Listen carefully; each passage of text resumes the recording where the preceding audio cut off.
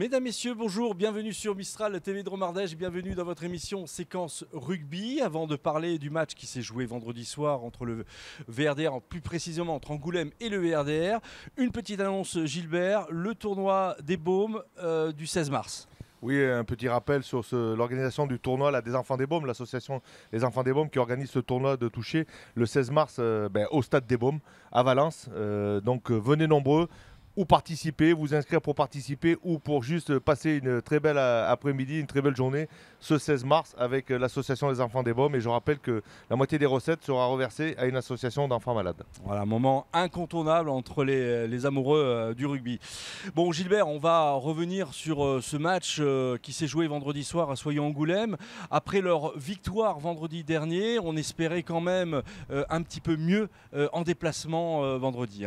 Oui, on espérait beaucoup de cette rencontre qui était ô combien importante, puisque Soyons-Angoulême fait partie des équipes qui luttent pour le maintien. Donc aujourd'hui, la défaite est sévère. Les Valentino Romanais ont raté leur rendez-vous. Ils étaient aux abonnés absents à Soyons-Angoulême. Je pense que le score aurait pu être un peu plus sévère. Le moins normal, c'est qu'ils aient marqué, comme on va le voir dans ce résumé, cet essai en toute fin de match à la 80e. Le réveil, ils ont sonné le réveil à la 78e minute où ils ont commencé à prendre la main sur le ballon. Beaucoup trop de fautes pour prétendre inquiéter ces Angoumoisins, incapables de franchir et de rentrer, une fois arrivés dans les zones de marque, incapables de franchir cette ligne de but. Donc on peut féliciter les Angoumoisins par une très très belle défense pendant toute la rencontre. Alors le plus inquiétant quand même, Gilbert, on en parlait tout à l'heure, c'est le retour de Rouen et sa victoire. Biarritz aussi qui a fait un très très bon résultat. La seule fausse note, c'est Montauban, mais en même temps, les taux se resserrent, Gilbert. Ouais, comme je disais, il y a 15 jours, il restait encore 50 points. À la 10e journée, il restait encore 50 points à distribuer. Les Rouennais, eux, font leur petit bonhomme de chemin et remontent tout doucement la pente. Ils ont encore accroché une victoire avec un bonus offensif. Donc derrière, il n'y a plus que 9 points d'avance sur cette équipe rouennaise qui est relégable. Et c'est Montauban qui a pris la place de barragiste à seulement 3 petits points derrière le VRDR. Alors c'est inquiétant effectivement, même si on sait que le VRDR sait rebondir à la maison et on l'a encore vu avec cette victoire à Dax, mais il va falloir aussi battre Nevers pour le prochain match à domicile, mais si on s'en remet aux victoires à la maison, ça peut nous jouer des tours en fin de saison quand même. Bon, aujourd'hui, le bilan est plutôt positif sur les matchs à domicile, mais est-ce que ça va suffire? Je ne sais pas. Mais il va falloir s'accrocher parce qu'on va recevoir encore des grosses écuries, des équipes qui sont prétendants à la qualification dans ce championnat de Pro D2, comme une équipe comme Nevers. Donc il va falloir s'accrocher. Le Valence Romandrome Rugby a montré ses capacités et surtout cette volonté de faire tomber les gros à Valence, mais que la route va être longue pour cette fin de championnat et haletante, puisqu'on ne sait toujours pas si on va pouvoir au moins sortir de ces places dangereuses de barragistes ou même de descente. Allez Gilbert, chers téléspectateurs, on vous propose de regarder ce résumé, le résumé de ce match à Angoulême.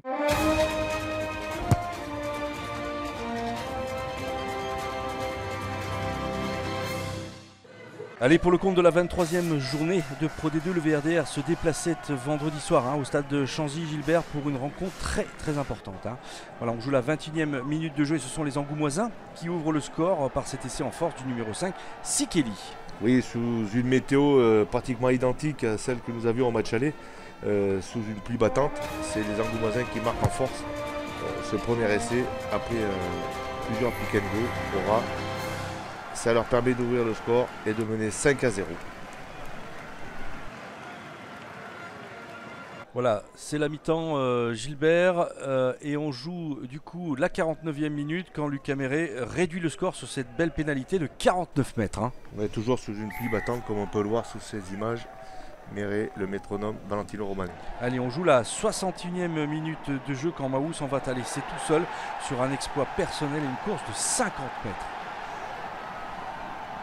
Ouais, suite à cette réception ratée, on voit le deuxième centre de Soyons-Angoulême qui casse le premier plaquage et derrière qui accélère et qui réussit après un crochet intérieur à aller aplatir dans l'embut, ce qui porte le score 10-3 pour Soyons-Angoulême.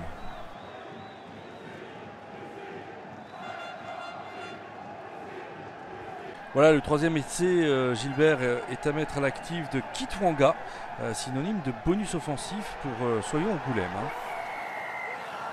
Oui, sur cette passe sautée, derrière un bon retour défensif, mais ça ne suffira pas.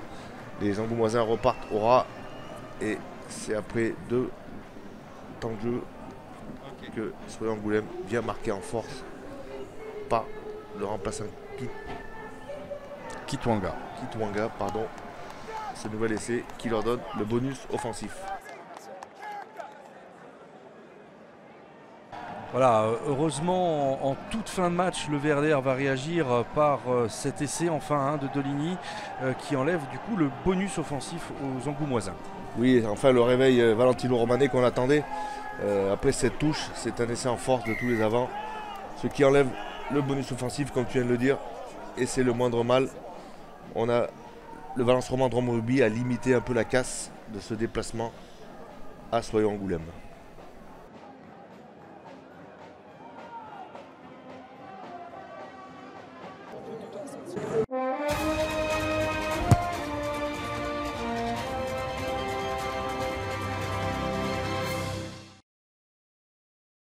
Voilà donc le résumé de ce match eh bien, du VRDR à Angoulême et de cette défaite, Gilbert, qui risque, ne l'espérons pas, mais qui risque quand même de faire du mal pour la suite de ce championnat. Hein.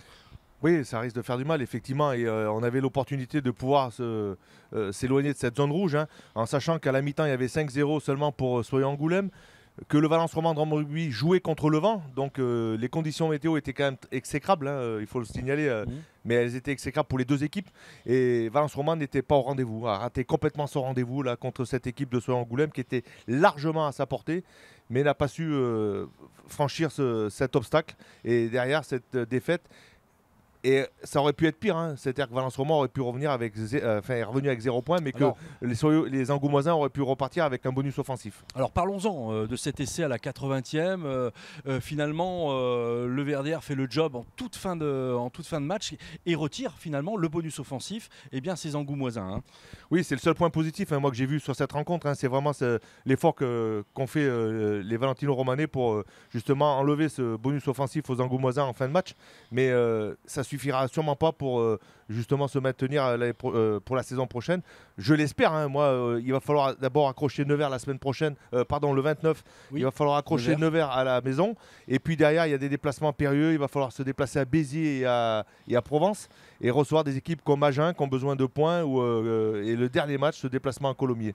Donc il va falloir s'accrocher sur toutes les rencontres. Je ne sais plus si aujourd'hui Fabien Fortassin, enfin le staff a l'opportunité de pouvoir faire des impasses sur des rencontres, mais il va falloir s'accrocher sur toutes les rencontres et aller chercher le maximum de points. Alors là, tu parlais des éléments, tu parlais de la pluie, il y a aussi un élément qui a été important, c'est d'avoir joué sur un stabilisé. Alors est-ce que ça peut, Angoulême, Soyo Angoulême a l'habitude puisque c'est son terrain, mais un stabilisé en rugby, on n'en voit pas beaucoup dans ce championnat de Pro D2.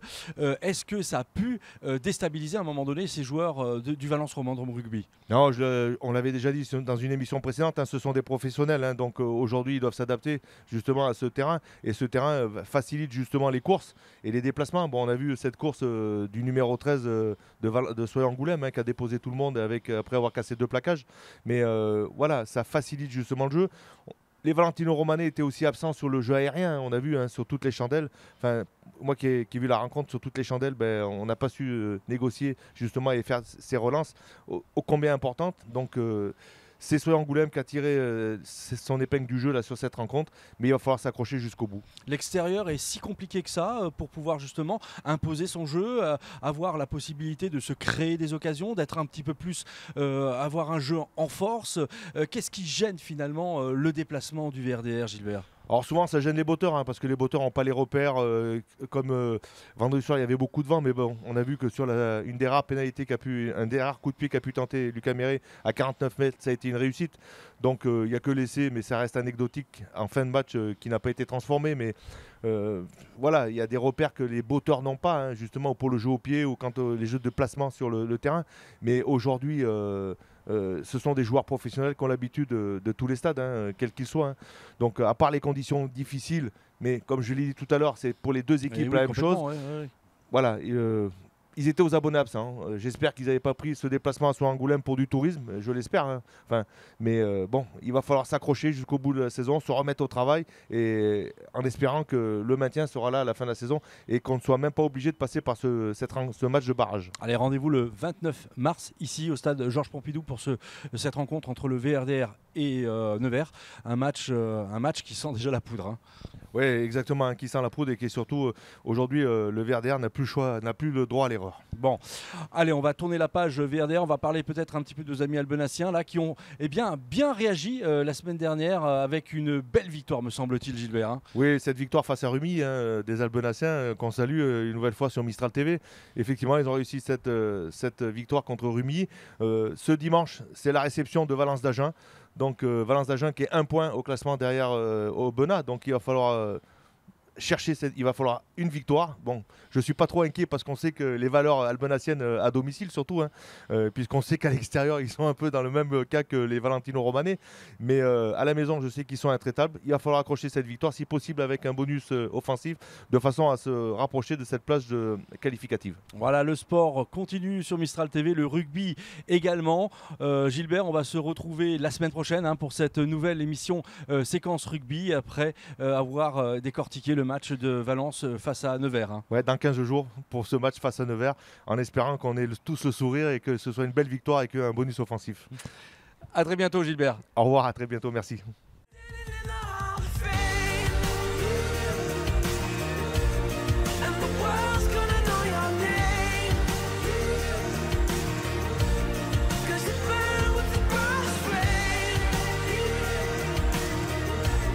The world